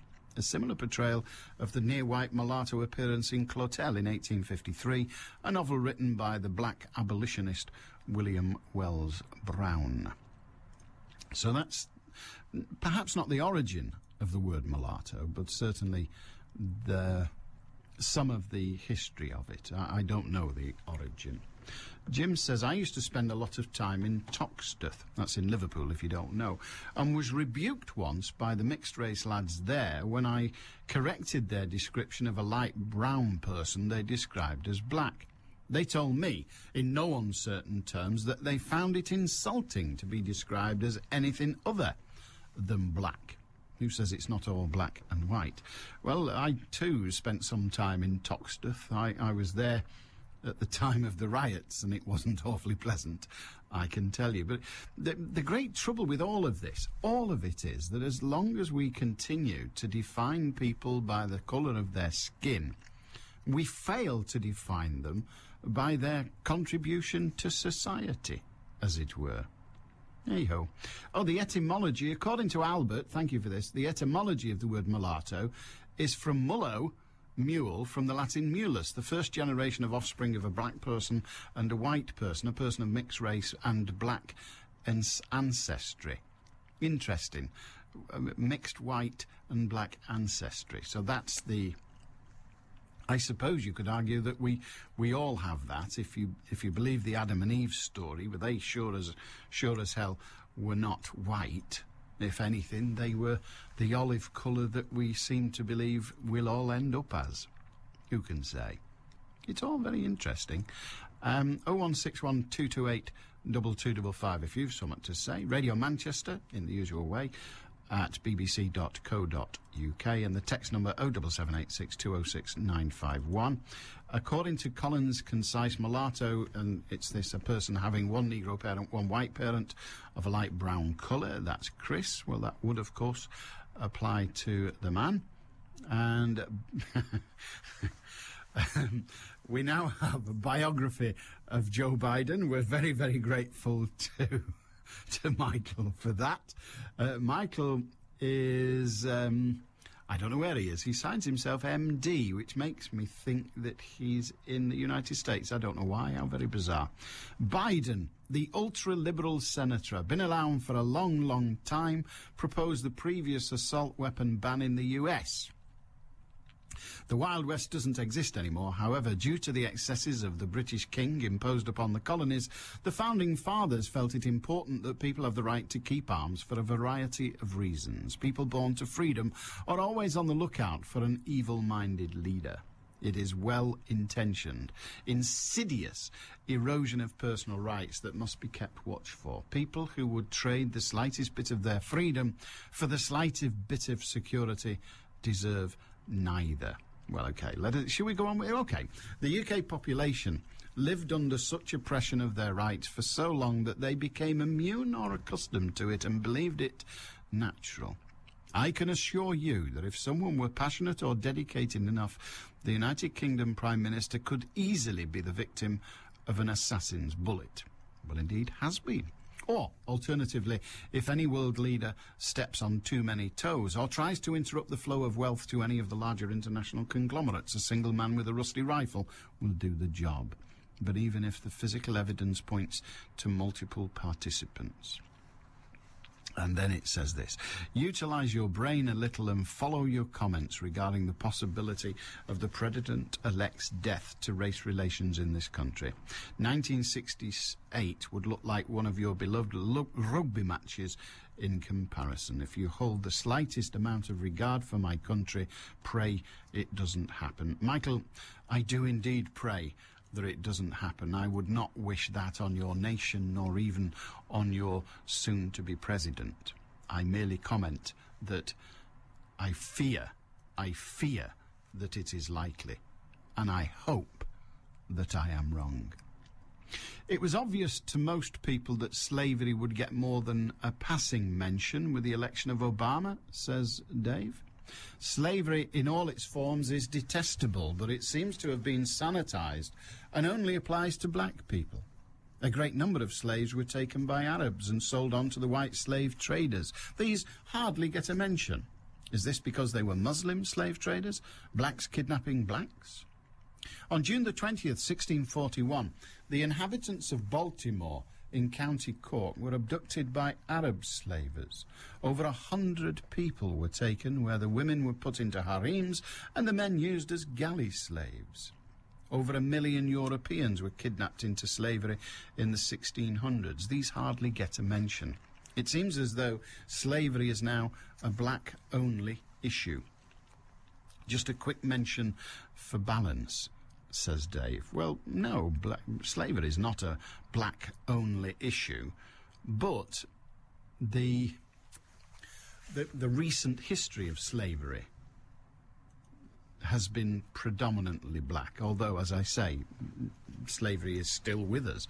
And in the Second World War and before, Jewish peoples in Germany and Austria were indeed enslaved. There is no other word for it. The great horror of humanity is our ability to dehumanize our fellow being. And once that happens, we can then do with them what we will. There's an argument, I don't follow it myself, and I don't support it myself, but there is an argument that says that people who are cruel to animals actually go on, or are, if you like, on the first rung of the ladder that leads to cruelty to humans. So if you pull the wings off flies and kick your dog, then you're not that far away from being the individual who would dehumanize a fellow human. I find the argument unconvincing, but it is there. Some years ago, says John in Lymm, I read a book about the creation of Scotland Yard's flying squad and its early history. One chapter was dedicated to the activities of London criminals during the Second World War. Far from a patriotic reaction, the criminal fraternity saw the war as a business opportunity. They had no intention of being called up when the police force was stretched to breaking point. The blackout was utilised to hide their criminal activities, and a black market was quickly built up to exploit every aspect of wartime life. I've never looked at criminals in the same light again. Those of your listeners who have appealed to the goodwill of the thieves who took the plaques he's referring to are the stolen plaques from the war cemetery, from the war memorial.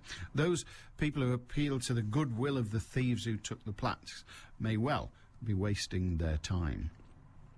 It was nice to hear the scrap metal merchant this morning on BBC Radio Manchester saying what we've done, we have to send out the scrap metal prices to about 90% of the scrap metal dealers in the northwest, and when we do so today we'll be pointing out that they ought to be on the lookout for these and not buy them in. Obviously the 10% that aren't honourable, if indeed it be 10%, but those who aren't honourable will continue with their dubious ways. It's like when they nick the red off church roofs and things like that. But this one seems, I don't know, particularly cruel because, well, it can't be replaced. It can be replicated, but it can't be replaced. That's the thing. You know, the essence of it, the fact that the nation or the community in that area, our area or other areas in the country, came together after the First World War to honour this. Once that has gone, yes, you can replicate it, but it is still gone. Do you know what I mean? The damage is done. The line of history is broken. Somebody mentioned HMS Barham the other day, and I received this from Albert.